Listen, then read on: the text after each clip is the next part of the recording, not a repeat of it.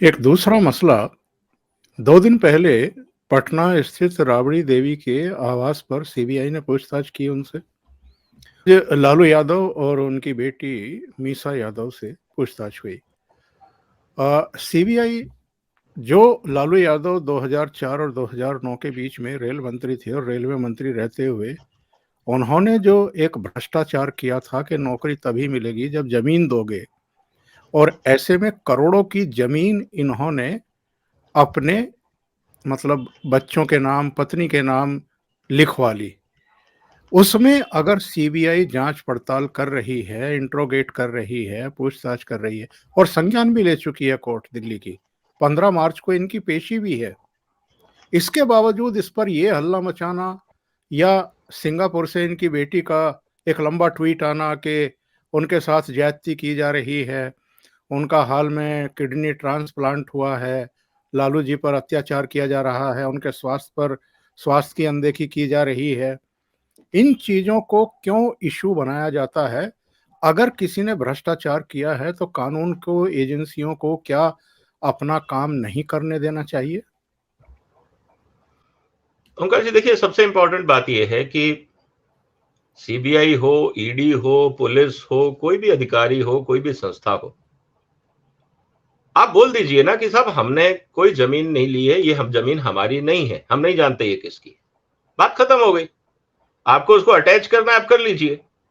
हाँ, जिन लोगों ने ये कहा है कि इन्होंने हमें नौकरी के बदले हमसे जमीन लिखवाई गई है, तो वो लोग बताएंगे कौन है। तो देखिए, स्थिति बहुत सिंपल है यहां पे।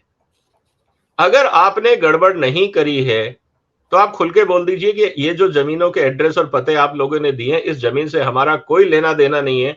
आप इन सारी जमीनों को अटैच कर दो, कुर्की कर दो, सरकारी जमीन डिक्लेयर कर दो, हमें कोई लेना देना नहीं है, हम लिखित क्यों दे रहे हैं। प्रॉब्लम सॉल्व होती है। दूसरा, अगर लोगों ने ये कहा है कि लालू जी ने सत्ता में रहते हुए उसका पावर का दुरुपयोग किया और हमसे जमीनें लिखवा ली, तो सर किसान के पास जमीन होगी। ऐसा तो है नहीं कि वो सीधा लालू जी के यहां पहुंच गया होगा कि सर ये लो जमीन, नौकरी का कागज दे दो। ऐसा तो हुआ नहीं होगा। जैसा मैंने लीकर घोटाले में कहा था, यहां पे भी एक पूरा तंत्र होगा। कुछ मिडलमैन होंगे जिन्होंने नौकरी करने वाले जब लोग आए होंगे तो उन पे नजर रखी होगी, उससे पूछा होगा तेरे पास कितनी जमीन है, कहां का रहने वाला है, कौन है, क्या है। तो कुछ ना कुछ, जिसको हम वो बोलते हैं मिडलमैन या दलाल किस्म के लोग, मंत्रालयों के आसपास घूमते रहते हैं। ये कोई नई बात नहीं है, ये पिछले 70 साल से दलाली चल रही है इस देश में। सवाल ये है कि अगर उन लोगों ने इन लोगों को पकड़ा कि भाई तुम्हें नौकरी चाहिए, मिल जाएगी, लेकिन तुम्हें 5 एकड़, 2 एकड़, 10 एकड़ जमीन आपको बेचनी पड़ेगी या किसी और के नाम लिखनी पड़ेगी, आपके पास पैसा तो नहीं है। अगले ने कहा जी पैसा तो नहीं है, तो बगैर पैसे के कैसे काम होगा, 5 लाख रुपए लगेंगे। उसने कहा साहब मेरे पास तो पैसे नहीं है। तो क्या है तुम्हारे पास? जमीन है। जमीन का क्या भाव है? 20,000 रुपए एकड़, 40,000, 50,000, जो भी वहां का अप्रोक्सीमेट रेट होगा, थोड़ा कम दिखा के, ज्यादा दिखा के, जैसे भी, क्योंकि खरीद तो रहे नहीं हो। किसी ने भी जो जमीनें अपने नाम करी है उसने खरीदी तो नहीं है। चाहे उसका रेट आप 20 लगाओ या 40 लगाओ या 1 लाख लगाओ, कोई फर्क नहीं पड़ता। आपको तो सिर्फ उसको इतना कहना है देखो नौकरी मिल जाएगी, लेकिन तेरे को 5 एकड़, 10 एकड़, जितनी तेरी जमीन है ये ट्रांसफर करनी होगी। तेरे को जमीन का क्या करना है, वैसे ही घाटा का सौदा है। तो तुम एक काम करो, जमीन जमा कराओ, इस नाम पे ट्रांसफर करो और जाके सरकारी नौकरी करो। तुम्हें जिंदगी भर तनख्वाह तो मिलेगी, 20-50 हजार रुपए महीना जो भी है आपकी। कहने का मतलब ये है कि कुल मिला के अगर इनको लगता है कि इस तरह का घपला नहीं हुआ है, तो लालू जी के परिवार को तो खुल के बोल देना चाहिए कि साहब इसमें जमीन में हमारा कोई लेना देना नहीं है, ये सब झूठे हैं। अगर ये कहते हैं कि ये जमीन हमने दी है, तो साहब हमारी जमीन नहीं है। और अगर हमारी जमीन है तो कब और किससे खरीदी, वो कागज दिखवा दिए जाए, उसका ट्रेस बैक हो जाएगा किसने कब की जमीन खरीदी। तो कुल मिला के ये, क्योंकि एसेट जमीन पे है, ये लीकर की तरह नहीं है कि साहब कितनी पेटियां बिकी और कितनी गायब हुई। वहां तो बड़ा मुश्किल है ढूंढना कि कितना पैसा 6% दिया गया सरकारी सिस्टम का निकाल के पॉलिटिकल पार्टी को। वहां तो क्वांटिफिकेशन मुश्किल है, यहां तो कुछ मुश्किल नहीं है, क्योंकि सारे एड्रेसेस आपके पास हैं, पेपर आपके पास है। तो मेरा ये कहना है लालू जी के परिवार से कि अगर आपको लगता है कि आपने गड़बड़ नहीं करी है, तो एक हलफनामा दाखिल कर देना कोर्ट में कि ये जो 25, 30, 40 प्लॉट ये जो हमारे नाम पे करप्शन का एलिगेशन लगाया, हमारा इससे कोई लेना देना नहीं है। कोर्ट इसको जब्त करे, कुर्की करे, सरकारी जमीन घोषित करे, हमें क्या लेना देना। तो मुद्दा वहां क्लियर होता है।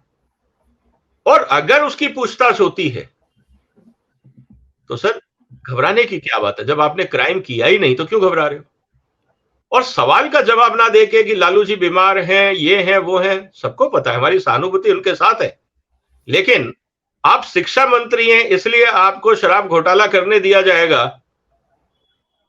आप बीमार हैं, इसलिए आपके क्राइम की इन्वेस्टिगेशन नहीं होगी। सर ये तो कानून में कहीं नहीं लिखा है कि बीमार आदमी एक्सेप्शन है। ये कहीं नहीं लिखा है कि अगर आपका किडनी ट्रांसप्लांट हुआ है तो आप कानून के दायरे से बाहर हो जाते हैं। ये कहां लिखा है। तो जो सीबीआई काम कर रही है वो बहुत सिंपल है कि जो एविडेंस उनके सामने आए हैं उनकी वो तफ्तीश कर रही है, उसको उठा के कोर्ट को देना है। अगर आप बेगुनाह हैं तो सर कोर्ट छोड़ देगा ना आपको। आप क्यों परेशान। हाँ पूछताछ होती है, तो जब पूछताछ होती है, जब आप सत्ता में थे आपने भी बहुतों को दौड़ाया।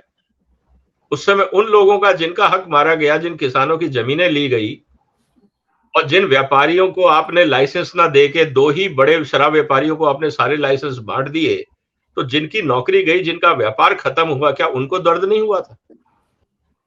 उनका दर्द आपको महसूस नहीं हुआ। लेकिन आपको जब अपने पे बात आई तो सारे कानून, सारी सिंपैथी, सारी पब्लिसिटी आपको करने पड़े। और सर जो लोग विरोध कर रहे हैं, जो गैंग बन गया है, इकट्ठे जो हो गए हैं, वो इसलिए कि अगर मैं आज नहीं बोलूंगा तो कल मेरे साथ कौन खड़ा होगा। तो you scratch my back, I scratch your back. जब कल तक कट्टर ईमानदार पार्टी हर पॉलिटिकल पार्टी को भ्रष्ट बता रही थी,